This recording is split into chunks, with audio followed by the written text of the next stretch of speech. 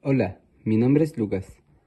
En este video les voy a enseñar cómo suena una escala mayor.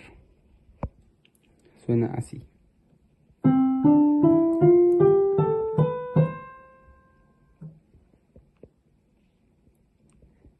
Y también cómo se toca esta escala en el teclado o en el piano. Se toca considerando el dedo 1, o sea, el pulgar como dedo 1, el índice como dedo 2, dedo medio, dedo 3 y consecutivamente 4 y 5. Entonces se tocaría así. 1, 2, 3, do, re, mi, fa, sol, la, si, do. Para ubicar el do central hay que, bueno, va a depender del teclado que tiene, pero siempre el do va a estar junto a estas teclas negras. Acá ven que hay tecla blanca y tecla negra.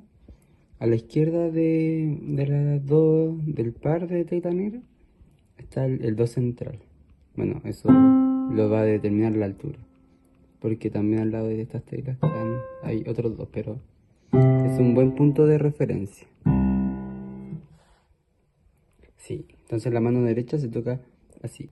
1, 2, 3, 1 pasa por debajo, 2, 3, 4, 5 y baja igual. 5, 4, 3, 2, 1, 3 pasa por arriba, 2, 1. Y en el caso de la mano izquierda, en la llave de fa, en este caso en el piano, se tocaría así, considerando el meñique como dedo 5 y el pulgar como dedo 1.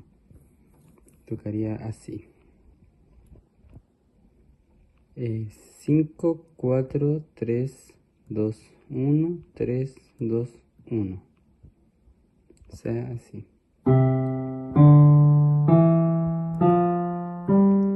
Tercero pasa por arriba. Dedo 1 pasa por debajo.